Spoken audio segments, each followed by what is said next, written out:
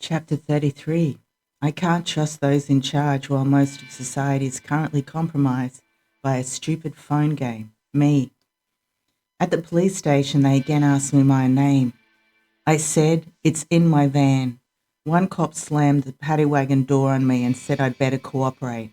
I got so cheeky and called out, "Oi, no need for that," like a mother to a child. And then, "You have to take care of me, it's my human rights." I really didn't want to cooperate with them.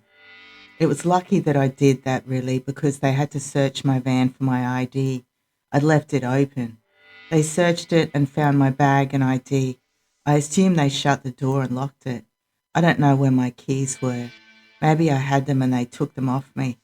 They seemed to empty my pockets and take off all my jewelry before they put me in the paddy wagon.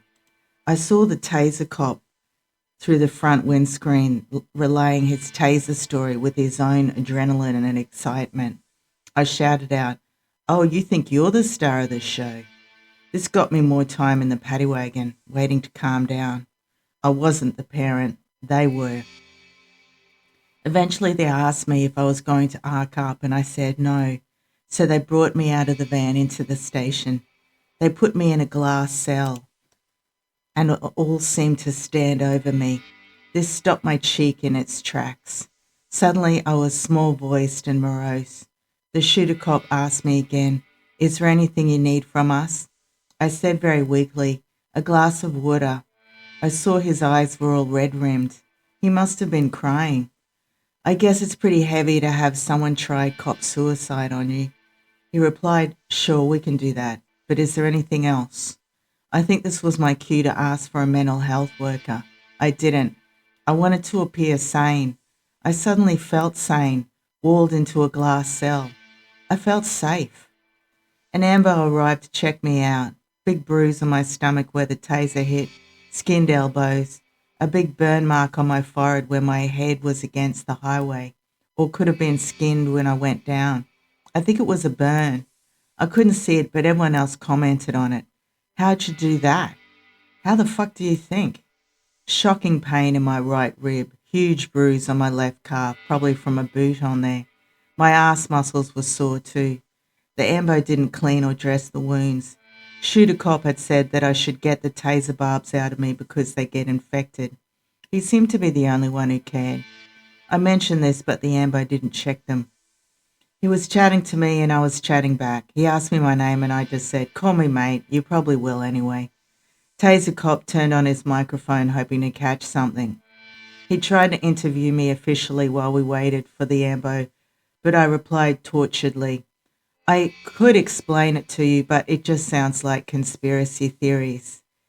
There was a good cop, a female cop. She got me blankets, McDonald's, water whenever I asked, trips to the toilet, also a glass cell, but the bottom half was shaded.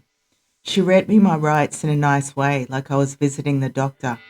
She asked if I wanted anyone notified. I said no. I had no phone to find numbers in anyway. My mother's number came to me and I told her. The niceness was working on me. She said she'd put it away for later. There was another bloke in the cell chatting away. I couldn't understand what he was saying. The acoustics were so echoey. Everyone else could understand. My hearing was so muffled. I tried to talk to this guy later on and sounded ridiculous, like I was a social worker trying to get his trust. They all left me alone and I started to cry. I was crying about making the shooter cop cry. I quickly dried my eyes when the female cop came back to the reception desk. I also started to sing. Something. Can't remember what. Another male cop said to the female cop, "Have the tears stopped?" She said yes, and so has the singing. I realized the female cop wasn't nice. She was just doing a job. I was under observation after all. I had to keep in mind that I'd threatened the cops, so it was understandable that they'd hold a bad opinion of me. I held a bad opinion of them, but I was trying to change that opinion by putting my trust in them. It doesn't work like that, it seems. I'm just a nut job that caused them some heavy inconvenience in their day. I asked if they were going to drug test me. I said I wanted them to because the taser hadn't worked on me. I wanted to show them that I was superhuman or something.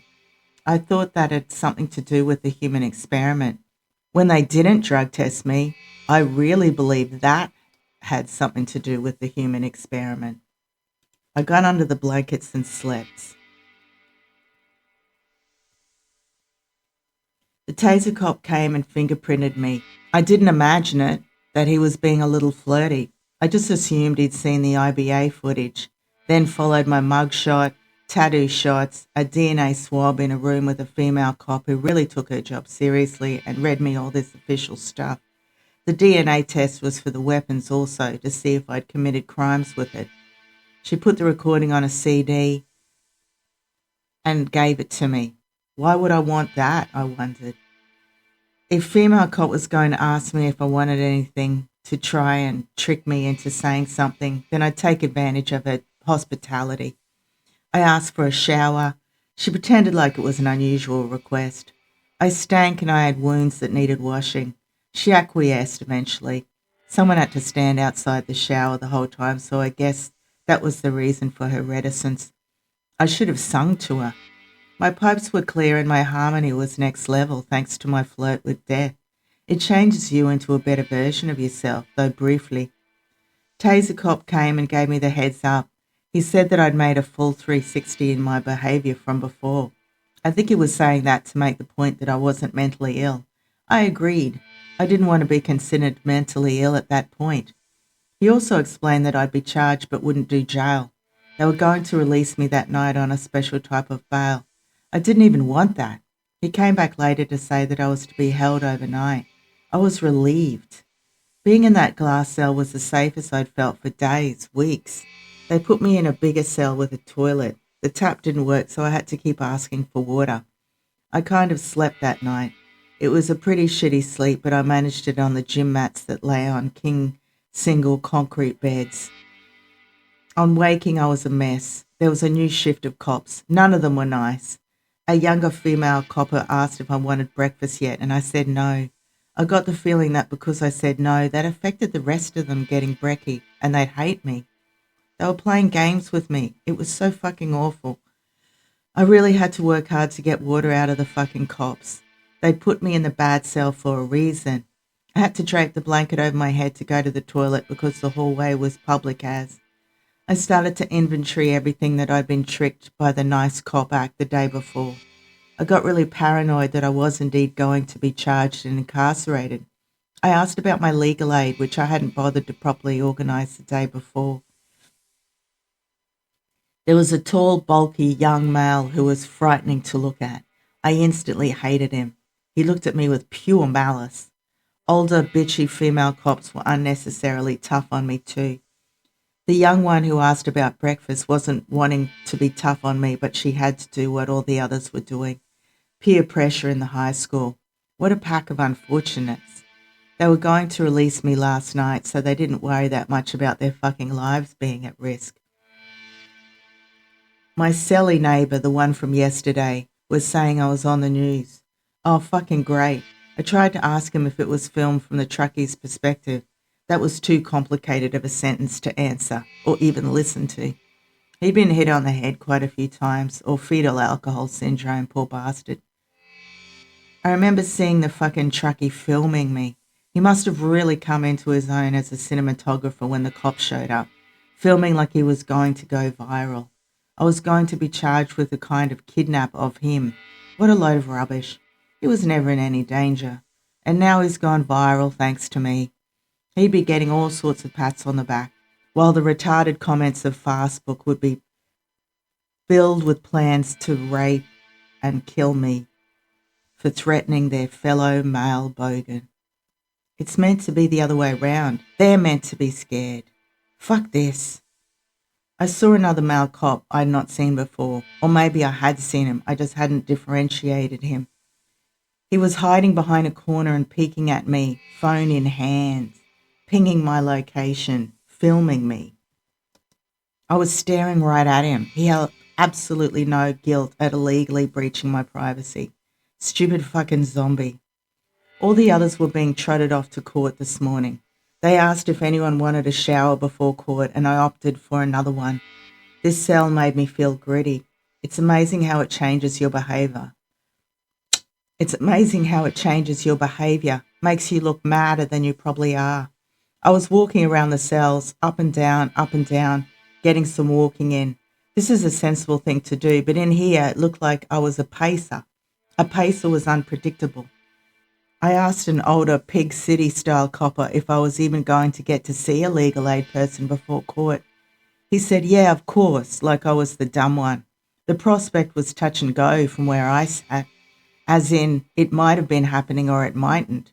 Eventually they came, cuffed me through the food window and led me to a small room to see the legal aid woman. She reminded me of an old school friend, Stacey. I felt comfortable. If I'd had my head together and used that adrenaline, I should have gotten a real solicitor and pled my case. I would have told him that I was experiencing a breach of privacy with people following me everywhere. My location was doxed, and I wanted these cops to look into it, but I wasn't game to tell them because they wouldn't believe me. I would have acted like my shit didn't stink and I'm above all these motherfuckers. It would have been hard to prove, but I should have done it. I kept quiet about it instead. I was starting to realize that pretending that I'm mentally ill was the only way, and I was hearing voices in my head, so there was that. I told the legal aid woman everything, as I would have told a paid solicitor, and she, naturally, suggested I see the mental health nurse. There was a new cell neighbour next to me when I came back. The other one must have been a cell down from where I thought he was, despite sounding so loud.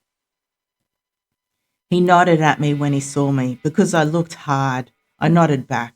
Then my mate decided to tell him, she's the one who was on the news with the machete. She's the one everyone's getting paid to knock off. My neighbour made some loud noise that could have been words, loud and joyful. Holy fucking shit. I was made. This shit was really happening. My ears were so muffled by the terrible echoing in these cells, but I heard him say, she's homeless. He'd been listening in to the cops probably, or he knew already from all the accompanying comments on whatever fucking platform these losers were flooding into. There was a horrible looking older woman who sat in the glass obs cell and then transferred to our neighbourhood of cells. She said, anyone want some pussy? Right, so that was what was accompanying the human Pokemon game. Porno shit that would have looked like I was the one generating it, inviting people to chase me, inviting males to rape me. Fantastic. The mental health nurse was lovely. That could have gone either way in this place. I told her the whole story in tears again. She asked if I was hearing voices. I said I'd been told to jump out on the highway. She broke my story and asked if I had brothers and sisters. This was to calm me down, I think, and see if I was capable of listening to her. I told her about license plates I'd noticed following me. She asked if I saw patterns in them, if I got communication from TV, radio, if numbers meant something to me. I answered this in the affirmative. I told her my theory I'd had since I was a child, that all numbers had genders. She asked me to explain and I started to list the genders. This was apparently enough to diagnose me.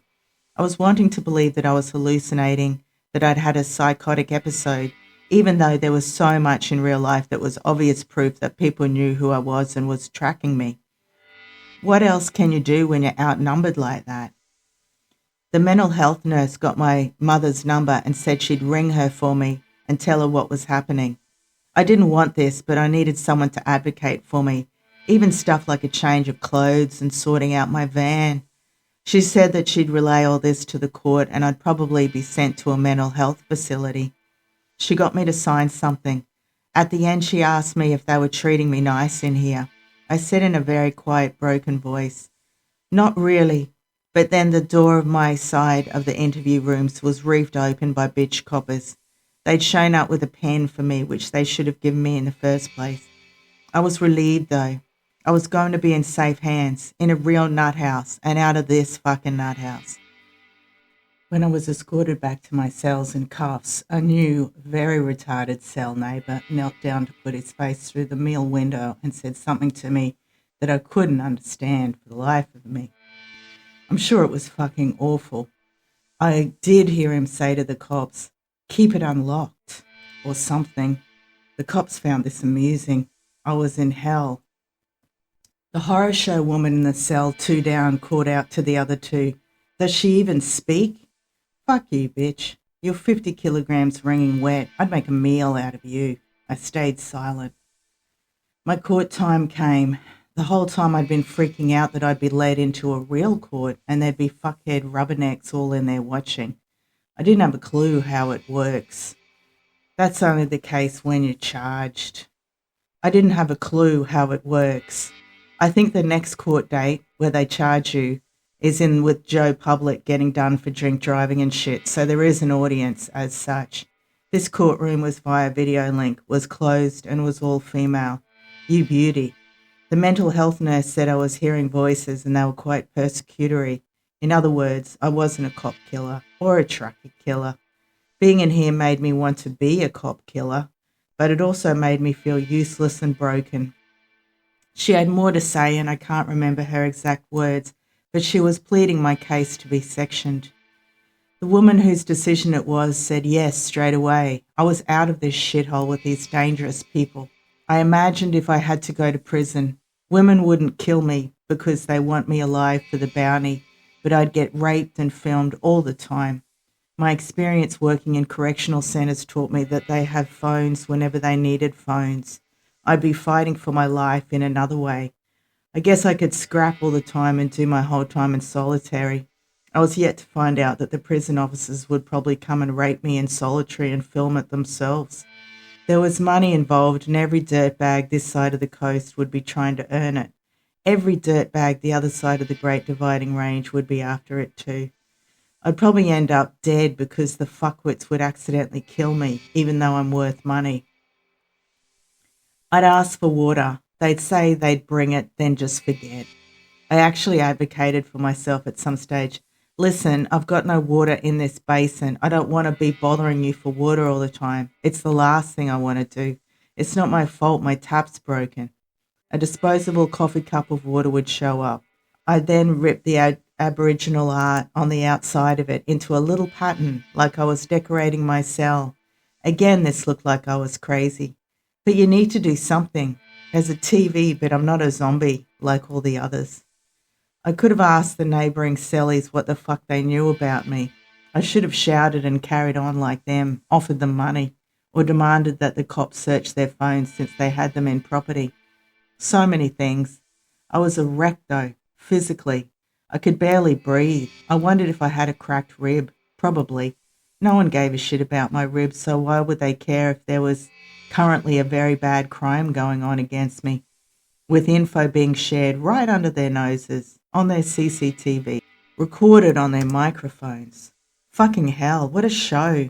I still felt guilty about what I did to the cops, but I needn't.